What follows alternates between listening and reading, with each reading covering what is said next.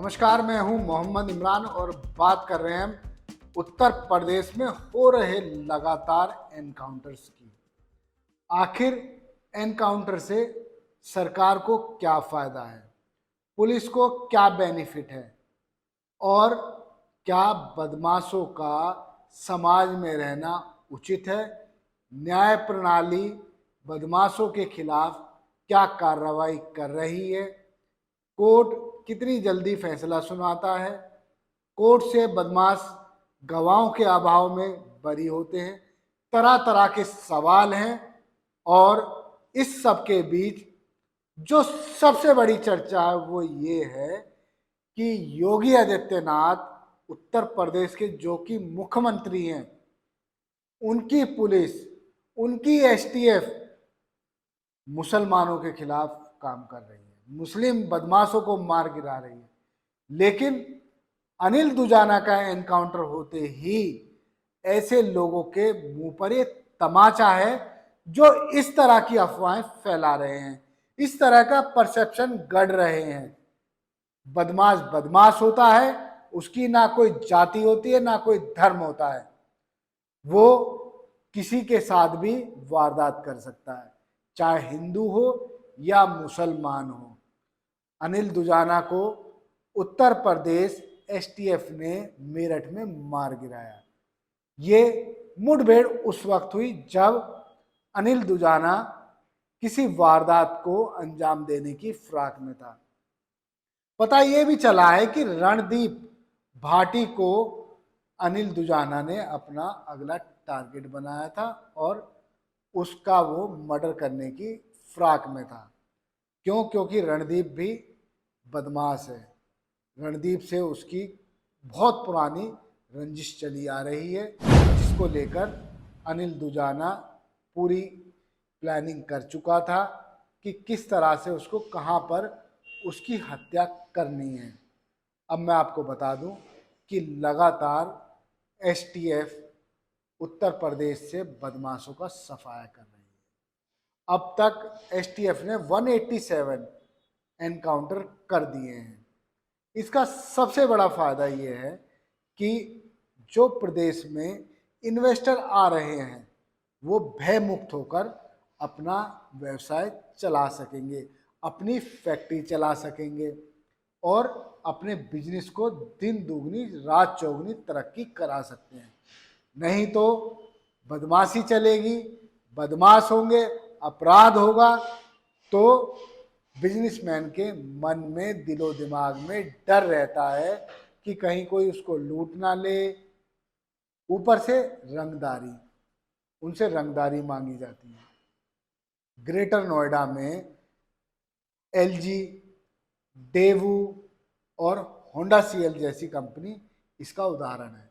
यहाँ बदमाशी के चलते ही ये बड़ी बड़ी कंपनियां बर्बाद हो गई। क्यों? क्योंकि इन सब में बदमाशों का दखल था।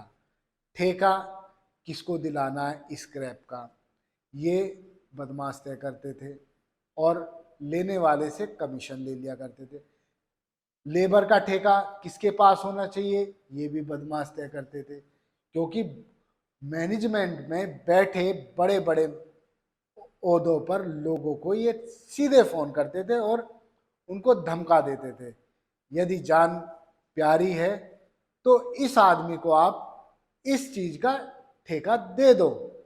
नहीं देने पर कई बार फैक्ट्रियों के बाहर, कंपनियों के बाहर गोली की आवाज भी सुनाई, हमले भी हुए हैं।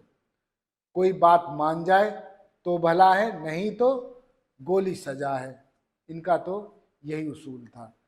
अब सवाल एक और उठ रहा है, आखिर बुलडोजर बाबा अब एनकाउंटर बाबा बन गए हैं, तो वो अगला उनका निशाना कौन होगा? चर्चाएं चलने लगी हैं सुंदर भाटी को लेकर भी, लेकिन सुंदर भाटी जेल में बंद है। आपने देखा होगा कि कोई भी बदमाश किसी भी जेल में बंद हो या फिर फरारी काट रहा हो या जमानत पर बाहर आया हो, पुलिस उसको पकड़ने जाती है, मुठभेड़ होती है, बदमाश का खात्मा कर दिया जाता है, उसको ढेर कर दिया जाता है। आजकल यही चल रहा है। पब्लिक में इसका बहुत पॉजिटिव संदेश जा रहा है कि योगी आदित्यनाथ सरकार यूपी में जरा भी बदमाशों के सामने झुकने को तैयार नहीं है, किसी भी तरह की उनको रियायत देने को तैयार नहीं है, और होना भी यही चाहिए। गौतम बुद्ध नगर में कुल 7 बदमाश थे जो उत्तर प्रदेश की शासन वाली सूची में शुमार थे, अब वो 6 रह गए। मैं बता दूं कि गौतम बुद्ध नगर में तत्कालीन जिलाधिकारी बीएन सिंह ने साहसी कदम उठाया और बदमाशों के खिलाफ एक से बढ़कर एक कार्रवाई की। गैंगस्टर में उनको निरुद्ध किया, उनकी जो धन बल और हथियारों के बल पर कमाई गई संपत्ति थी उसको मुकदमों से अटैच कर दिया। कई बार डीएम को धमकियां भी मिली, जिसके बाद डीएम झुके नहीं। उन्होंने सुरक्षा जरूर बढ़ाई अपनी, लेकिन बदमाशों पर उन्होंने शिकंजा कसना नहीं छोड़ा, कानूनी कार्रवाई करनी नहीं छोड़ी। यही कारण है आज गौतम बुद्ध नगर में भी लोग अपनी मनमर्जी से और अपने तौर तरीकों से अपने नियम के साथ अपना बिजनेस कर रहे हैं। जिस फैक्ट्री मालिक का मन करता है, जिसको ठेका देने का, वो उसको ही देता। लेकिन एक और छोटा सा अब यहाँ चर्चा का विषय है, वो है स्क्रैप का ठेका। स्क्रैप के ठेकों में अभी भी एक बदमाश लगातार फैक्ट्री मालिकों को धमकाकर ठेके ले रहा है, लेकिन ये भाजपा से जुड़ गया, इसलिए फिलहाल पुलिस की नज़र इस पर नहीं है। अब मैं बताऊं अनिल दुजाना का इतिहास। अनिल दुजाना पर पहला मुकदमा गाजियाबाद के कवि नगर में 2002 में दर्ज हुआ। उसके बाद से उसके खिलाफ एक के बाद एक मुकदमे दर्ज होते चले गए। कुल उसके खिलाफ 65 मुकदमे दर्ज हैं, जिसमें हत्या, लूट और रंगदारी के मामले हैं। लेकिन अनिल दुजाना का आपराधिक सफर इन्हीं मुकदमों से खत्म नहीं होता है। सबसे बड़ा सवाल ये है कि अनिल दुजाना किस सफेद पोश की शह पर इतना गली छाप बदमाश से बड़ा बदमाश बन गया? क्या इसकी जांच नहीं होनी चाहिए? यदि पुलिस सही से जांच करे तो दादरी और ग्रेटर नोएडा के कई राजनेता जो आज भाजपा में शामिल हैं वो बेनकाब हो सकते हैं।